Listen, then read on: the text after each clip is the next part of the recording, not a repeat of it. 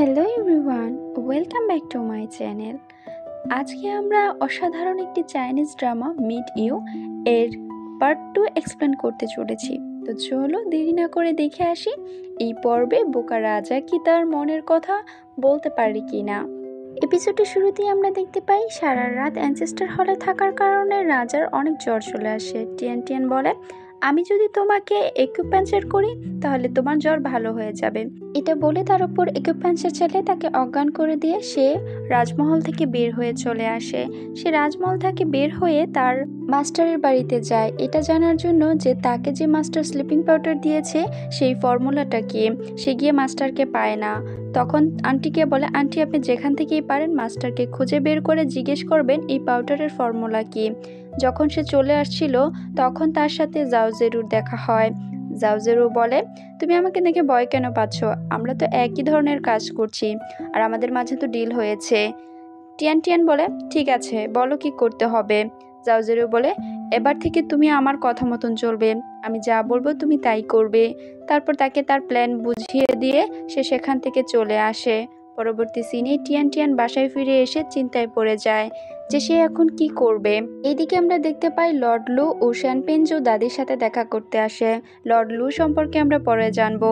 শ্যানপেনজো দাদির সাথে আসে একটা বিজনেসে ডিল করার জন্য। সে দাদির কাছে বারবার আসে একটা সম্পত্তির জন্য। দাদি তাকে মানা করে দেয়, বলে এটা আমার পূর্বপুরুষের সম্পত্তি, আমি বিক্রি করব না। শ্যানপেনজো রাগ করে বের হয়ে চলে আসে। তারপর আমরা লর্ড লুকে দেখতে পাই যে কিনা দাদির ফ্যামিলির সাথে আর শ্যানমিনজুর ফ্যামিলির সাথে খুব ভালো সম্পর্ক ছিল। সেই শ্যানপেনজুর বাবা মা ও শ্যানমিনজুকে 8 বছর আগে মারার পরিকল্পনা করে, কিন্তু ভাগ্যক্রমে শ্যানমিনজু বেঁচে যায়। তখনই সেখানে টিয়ান টিয়ান আর লি কুয়াংলিং চলে আসে।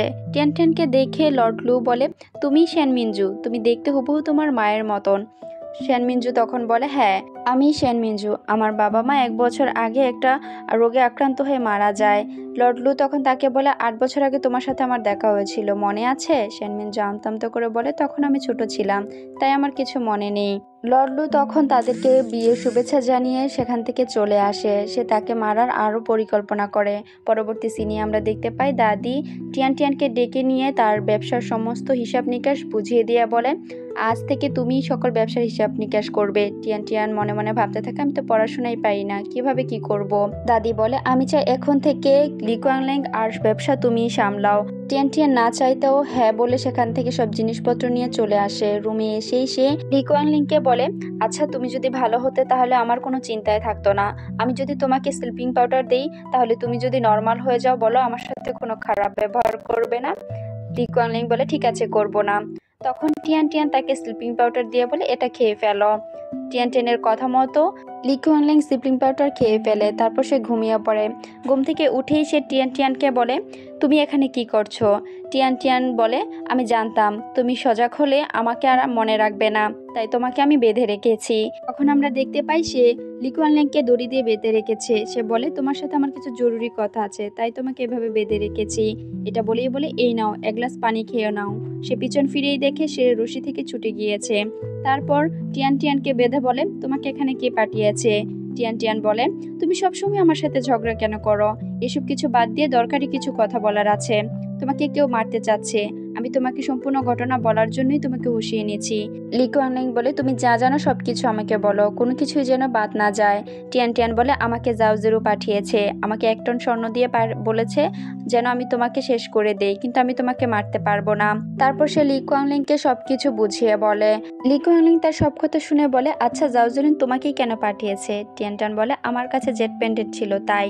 তারপর জেট পেন্ডেন্টটা অনেকক্ষণ পর্যবেক্ষণ করে লি কুয়াংলিং জিজ্ঞেস করে, তোমার কাছে জেট পেন্ডেন্ট কোথা থেকে এসেছে? টিয়ান টিয়ান বলে, আমার মাস্টার এটা জুয়ার আড্ডাখানায় জিতেছিল, সে আমাকে এটা দিয়েছে। লি কুয়াংলিং বলে, এত দামি জিনিস জুয়ার আড্ডাখানায় কি করে আসতে পারে? টিয়ান টিয়ান বলে, এটা দরকারি কথা না, দরকারি কথা হচ্ছে কেউ তোমাকে মারতে চাচ্ছে, তাই তোমাকে পয়জন দিয়েছে যাতে করে তুমি বোকা হয়ে থাকো আর আমার স্লিপিং পাউডার নেওয়ার পর থেকেই তুমি ঠিক হয়ে যাও, কিন্তু সেটা কিছু সময়ের জন্য। আমার মনে হয় তোমার মাস্টারের সাথে দেখা করা উচিত। তাদের কথা বলার মাঝখানেই সেখানে কুয়াংলিং এর দাসী কিওর চলে আসে। শ্যানমিনজু তখন বলে, চুপ, এটা যেন কিওর কোনোভাবে জানতে না পারে। তারপর সে বলে, তুমি আবার বোকা হওয়ার অভিনয় করো, তাহলে সে চলে যাবে। কিওর বারবার দরজা ধাক্কাতে থাকে। তখন লি কুয়ানল্যাং আবার বোকা হওয়ার অভিনয় করে বলে, তুমি এখান থেকে চলে যাও, আমি আমার স্ত্রীর সাথে সময় পাস করছি। লি কুয়ানল্যাং এর মুখ থেকে একথা শুনে কিওর অনেকটা মন খারাপ করে। তারপর সে সেখান থেকে চলে আসে। সে বলে, আমি তোমার শেষ দেখে ছেড়ে দেব, এটা বলেই চলে আসে। তখন লি কুয়ানল্যাং বলে, তুমি কিওরকে বলতে পারো। টিয়ান টিয়ান বলে, তোমার কি মনে হয় জাউজেরু কোনো কাছের মানুষ ছাড়াই তোমার ক্ষতি করতে চাচ্ছে? দাদি আর তোমার বোন তো করবে না, তাহলে বাকি রইল কিওর। কুয়ানল্যাং বলে, না, কিছুতেই হতে পারে না, কারণ আমি কিওরকে ছোটবেলা বাঁচিয়েছিলাম। টিয়ান টিয়ান বলে, কোনো কিছুই অসম্ভব না, সবকিছুই সম্ভব। সে তোমাকে চায়, ভালোবাসা পাওয়ার জন্য সে সবকিছুই করতে পারে। আচ্ছা, তুমি কিওরকে এতটা বিশ্বাস কেন করো? লি কুয়ানল্যাং তখন বলে, আমি যখন 10 বছরের ছিলাম তখন তাকে কিছু মাস্তানের হাত থেকে বাঁচিয়েছিলাম। তারপর থেকেই সে আমার সাথে থাকতো, আমার সেবা করতো। আমি জানি সে আর সবসময় আমার পাশেই থাকবে, আমার পাশ থেকে কখনোই সরবে না, তাই আমি তাকে সবসময় বিশ্বাস করি। আর সেই একই দিনে জাওজেরুকেও আমার রক্ষী করা হয়েছিল। আমি তাকে নিজের ভাইয়ের মতন মনে করি, তাই আমি জানি তারা দুজন আমার ক্ষতি করবে না। কিন্তু এটা কিভাবে হতে পারে? টিয়ান টিয়ান বলে, আমি চাইলে তোমার সাহায্য করতে পারি, তুমি দেখবে কিওর তোমার ক্ষতি করছে কিনা। টিয়ান টিয়ানের কথা শুনে বলে, তুমি আমাকে কেন সাহায্য করবে? টিয়ান টিয়ান বলে, আমি মানছি আমি প্রথমে টাকার লোভে তোমাকে বিয়ে করেছি, কিন্তু এখানে আসার পর সবাই যখন আমাকে অনেক ভালোবাসলো তখন আমি তোমার আর কোনো ক্ষতি করতে পারবো না। আর আমি কিওরের মতনও না, যে জিনিস আমার না আমি সেই জিনিসের জন্য কখনোই লড়াই করব না। আচ্ছা, যাই হোক, এই বিষয় নিয়ে আমরা পরে আলোচনা করব। আর এই বিষয়টাকে আমাদের গভীরভাবে দেখতে হবে, হালকাভাবে দেখলে হবে না। টিয়ান টিয়ান আরও বলে, এবার তাহলে তুমি তোমার ব্যবসা বাণিজ্য সামলাও, আমি চলে যাচ্ছি। তখনই লি কুয়ানল্যাং তাকে বাধা দিয়ে বলে, এবার থেকে তুমি এই ব্যবসা বাণিজ্য দেখো, নাও এগুলো হিসাব করো। টিয়ান টিয়ান তখন তাকে বাধা দিয়ে বলে, আমাকে এসব দিয়ে হবে না, কারণ আমি পড়াশোনা করতে পারি না। লি কুয়ানল্যাং তখন বলে, তুমি পড়াশোনা করতে পারো না? ঠিক আছে, কোনো সমস্যা নেই, আমি তোমাকে শেখাবো। এটা বলেই তাকে সারা রাত কিভাবে পড়তে হয় আর কিভাবে গণনা করতে হয় সেগুলো শেখায়। রাত অনেক হয়ে যায়, তারপর তারা সেখানেই ঘুমিয়ে পড়ে। টিয়ান টিয়ান ঘুমের মাঝেই প্রায়ই একটা স্বপ্ন দেখে, যেখানে সে আর তার মা দৌড়াতে থাকে। কিছু লোক তাদের পিছনে দৌড়াতে থাকে, তাদের মারার জন্য তাদের পিছু নিয়েছিল। তখনই টিয়ান টিয়ানের মা তাকে বারবার বলছিল, শানমিনজু, তোমাকে বাঁচতেই হবে, যে করেই হোক। এটা বলেই তাকে অনেক বড় একটা খাদ থেকে ধাক্কা মেরে নিচে ফেলে দেয়, আর তার মা সেখানেই মারা যায়। সে প্রতিদিন এই স্বপ্ন দেখে চিৎকার করে ওঠে। ঘুম থেকে উঠেই দেখতে পাই লি কুয়ানল্যাং সে আগের মতন হয়ে গেছে। লি কুয়ানল্যাং বলে, শানমিনজু, তুমি ভয় পেও না, আমি তোমার পাশে আছি। টিয়ান টিয়ান বলে, এখন আমি কি করব? সে তো আবারও আগের মতন হয়ে গিয়েছে। তাদের এই ঘটনা দেখে দাসী কিওর অনেকটা হতাশ হয়। সে তখন এক নর্তকীর কাছ থেকে কিছু বিষ নিয়ে আসে টিয়ান টিয়ানকে মারার জন্য। কিওর সেই বিষটাকে স্যুপের সাথে মিশিয়ে টিয়ান টিয়ানকে খাবারের জন্য দেয়। টিয়ান টিয়ান খেতে না চাইলেই কিওর বারবার বলে, দাদি এটা আপনার জন্য বানিয়েছে, বলেছে এটা আপনাকে দেওয়ার জন্য, আর এটা আপনাকেই খেতে হবে। সে কথা শুনে বলে, ঠিক আছে, আমি খাচ্ছি। তারপর সে নাক মুখ চেপে সেই স্যুপটা খেয়ে ফেলে।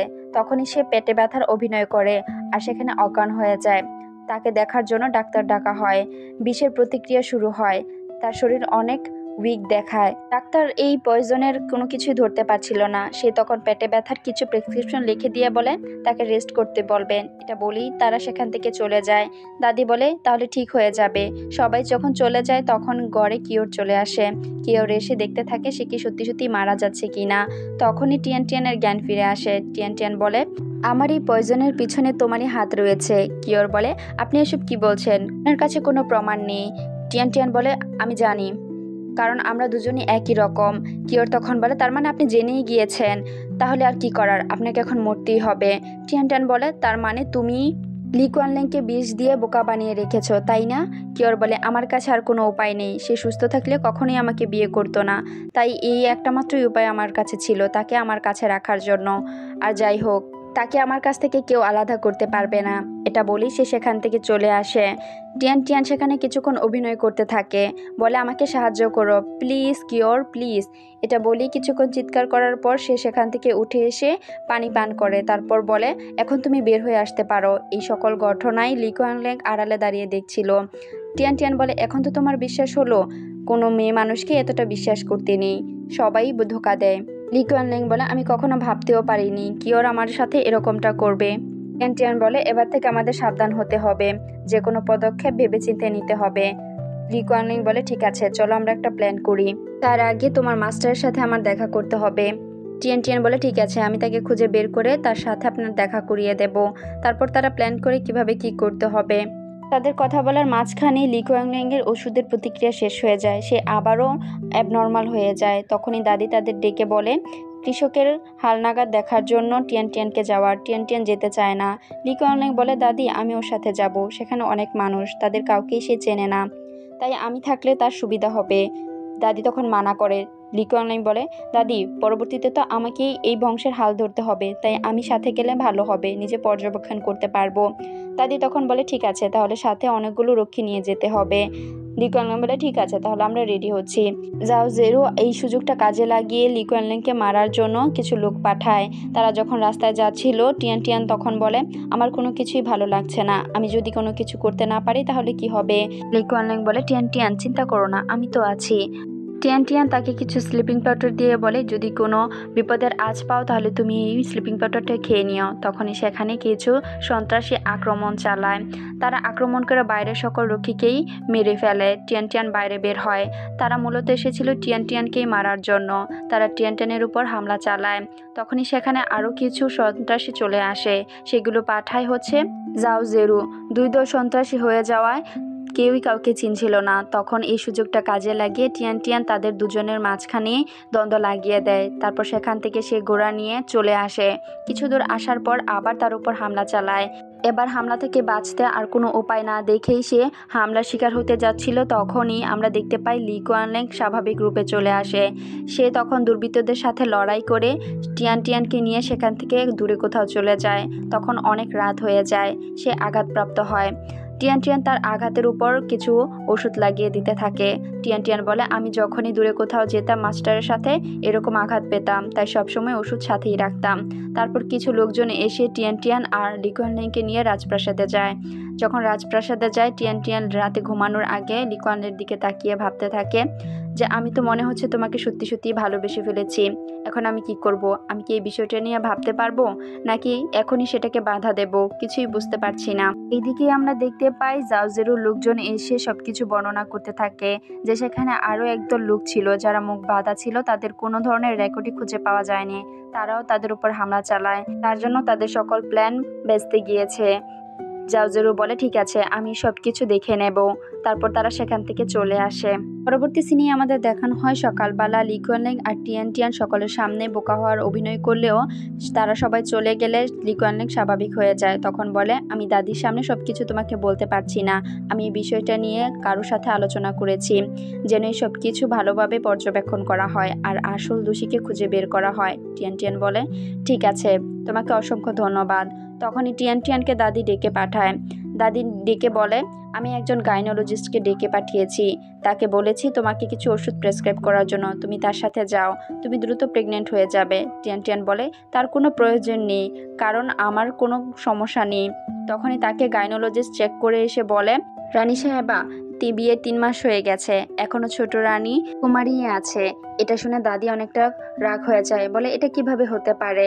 তার মানে আমাকে আবার লি কুয়াংলিংয়ের বিয়ে দিতে হবে।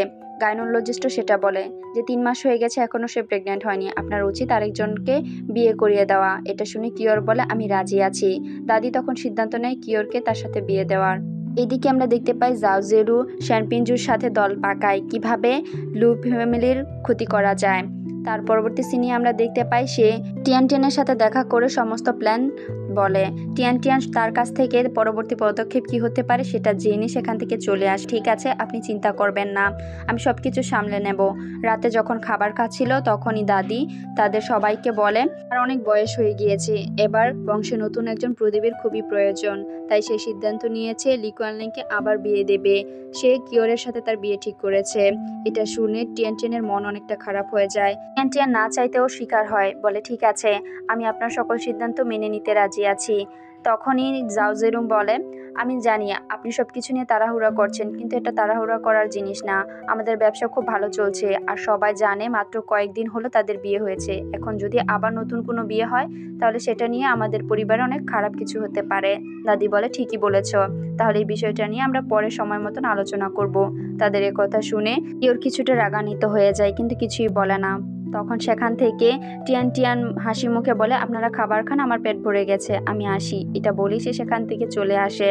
সে আসার সাথে সাথেই লি কুয়ানলিং বলে, আমারও যাওয়া উচিত দাদি।